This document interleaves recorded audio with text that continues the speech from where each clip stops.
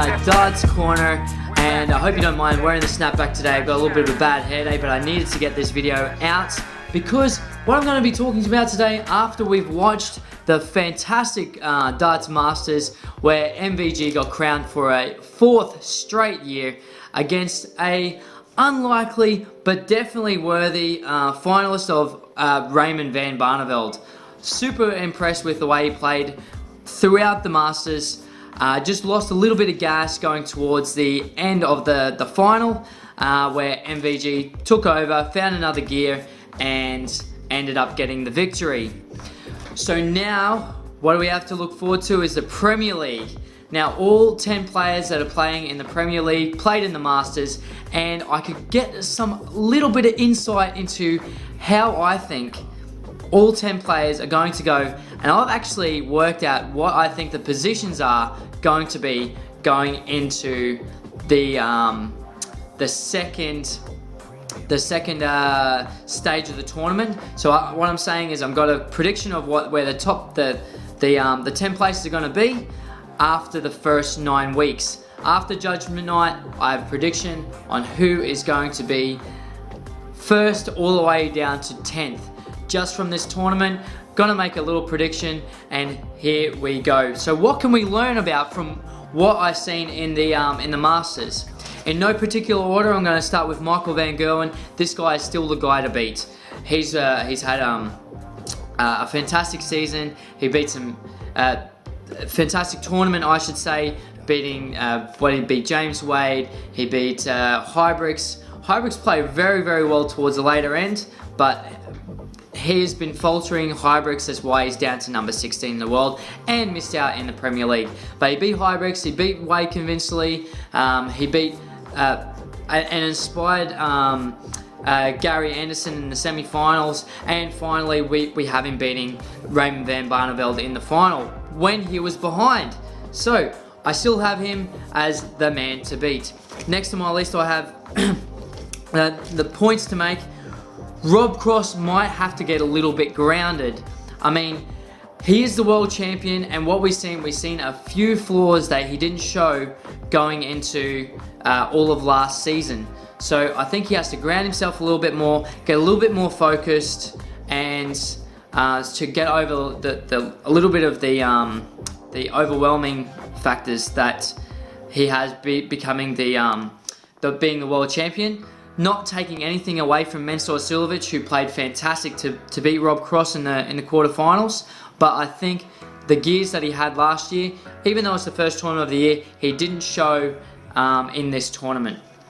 Also, Simon Whitlock will have to mentally get himself prepared. It's going to be hard that the first major tournament of the year, and he loses in the first round. So he has to have something to prove. I believe he's going to have a good first 3 to 4 weeks, either draws or wins.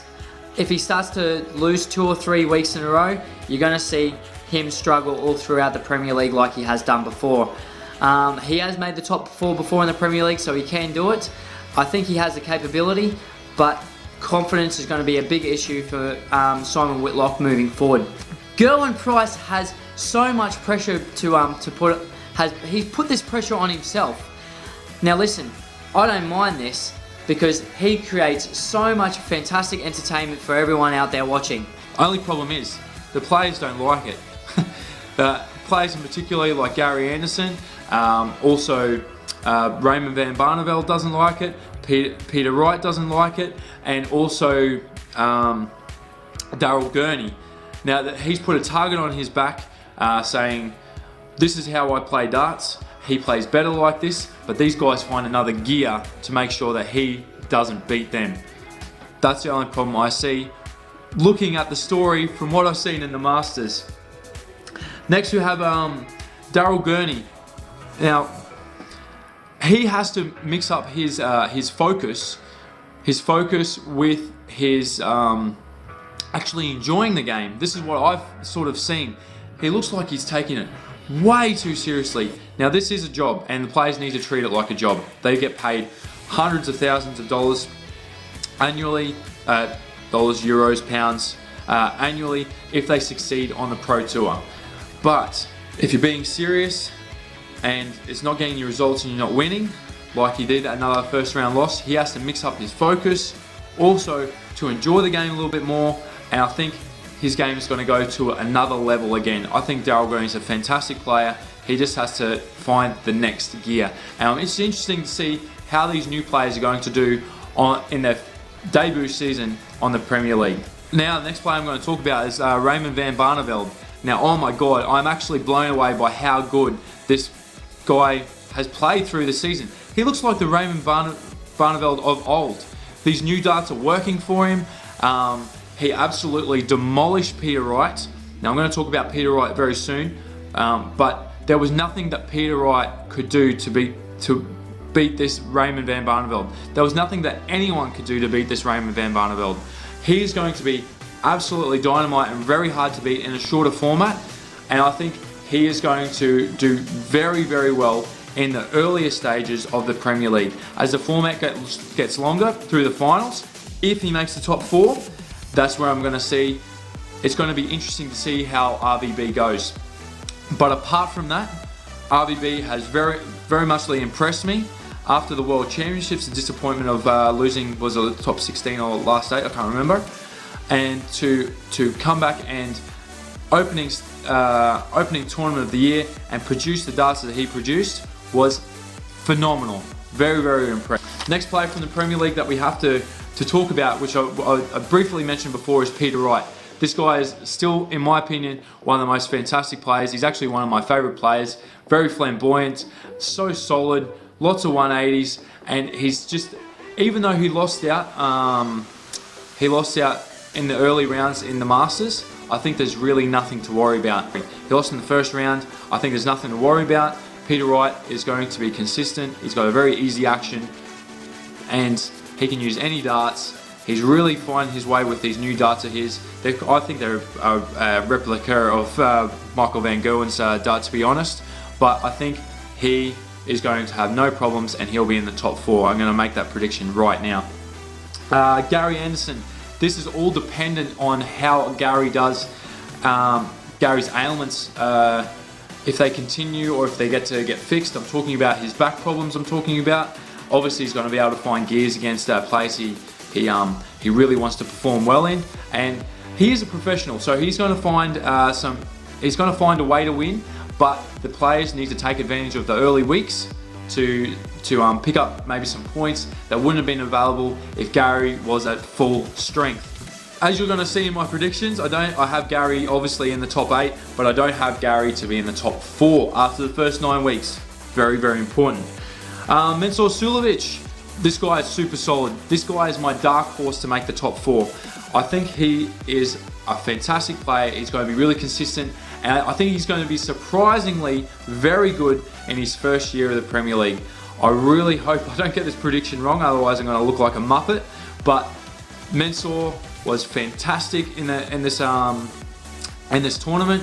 He's been fantastic all of last year. He doesn't look like he's had any start of the year bumps. He made a semi-final, beat some top players. That's pretty much all I have to say about Mensur. He is a fantastic player, very hard to play against because of his throwing style, so the other players have to worry about that, but he just does his own thing. He sometimes does a little bit of tactics, but I think he's mature and he's going to be a force to be reckoned with in this Premier League. Lastly, I have Michael Smith. Now, Michael Smith is my number 10 player. I'm pretty sure I haven't missed anyone. No, I haven't missed anyone. Michael Smith, very disappointing start of the year.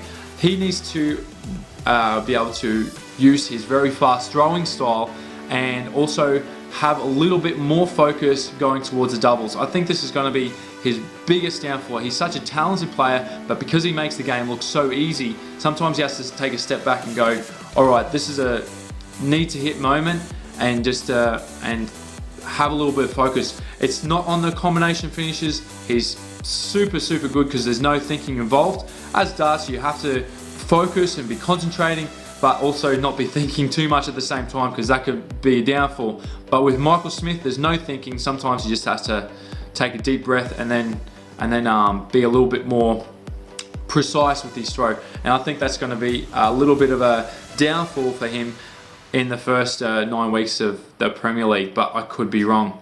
Now, from this, why have I come to the conclusion? So I've actually made a prediction, as I said, for the first 9 weeks, who is going to be from 1 to 10, and here they are. So obviously I have Michael van Gerwen as number 1. He's the man to beat. Number 2, I don't think he has anything to worry about from what you've seen in the Masters, and I still think he's one of the best players in the world. Peter Wright is number 2. RVB is number 3. Little bit of a shock, but I don't think it's for a shock for some to see how good he is playing at the moment. And I've got him at number 3 because I think he's going to be super hard to beat in a short format. Best of 14 legs, first to 8. He is going to run through 5 legs straight in sub-stages against some players, and from there it's going to be almost impossible to come back and catch up. I'm surprised to see how good he is going with his scoring. His scoring's at another level. He's scoring like around the 110 mark quite regularly, and I have him number 3. Just wanted to talk a little bit more about him. I already told you already, my dark horse after 9 weeks is Mensur Suljovic at number 4. Nothing left more to say. I'm going to have enough critics that are going to judge me on that one. Number 5, I have Rob Cross. Some will have him a little bit higher, but I think at his debut year as a world champion, from what I've seen in the Masters, he's still a phenomenal player, but it is his first time in the Premier League, and I think there's going to be a few draws in there that he could have won, but he didn't take advantage, and players going to scrape a point, and that's why I have him at number 5. Number 6, Gary Anderson. As I said, people would probably expect him to be in the top 4 after 9 weeks. I have him at number 6 for the reasons that I mentioned before. Number 7 is Simon Whitlock. There's a little bit of heart in there because there's probably a lot of bookies that have Simon to be in the bottom 2 after 9 weeks and get relegated. A little bit of heart because he's an Australian. As you can see, my heart is in Australia, and I want this guy to succeed. And not only that, I think he's got the game to do so. So I'm not going to go anymore. 8 is Gerwyn Price. Now, I feel bad for the last 2, Daryl Gurney and Michael Smith, in 9 and 10. But I really think that Gerwyn Price is going to make life hard for him. But he's going to still find a way to win because I believe this guy is a fantastic player. He probably has himself much higher than number 8, I tell you that, but it is his debut year, and I think there will be a little bit of pressure with all the different venues and the whole different crowds, incredible crowds at the Premier League. I'm going to be going to the first ever one in Berlin. It's going to be crazy, but getting back to what I'm talking about, Gerwyn Price, number 8. Unfortunately, Gerwyn Price, yeah, number 8. Daryl Gurney, unfortunately, is going to be number 9 in his first year. I think there's too many players that I think are going to beat this guy. He's going to find wins. He's going to be so up and down. It's incredible. He's going to have weeks where he's just going to dominate players and get the win, or he's going to lose and he's going to have that. He's going to lose by 8-2, 8-3, 8-4. So that is my mentality with Daryl Gurney. It's going to come down to the wire. I think this is one of the closest field for the Premier League there has ever been, especially without Phil Taylor being there. These players are all capable, apart from MVG. MVG is like the new Phil Taylor, where I can't see anyone taking his throne from number 1. He has been number 1 in the Premier League, the last 3 or 4 years, and I don't see that changing. And obviously number 10, I think is Michael Smith. I think his fast style is really exciting to watch. There's going to be a lot of 180s. I think there's just going to be a few times at critical moments where he's going to have single doubles to hit and miss. I've tried to get that out as quick as possible for my reasons for all of the 10 players. Here they are, as you can see. Guys, I hope you enjoyed my videos. I'll see you next time. This is Benny G from Darts Corner. Catch you later. Love you guys. See ya.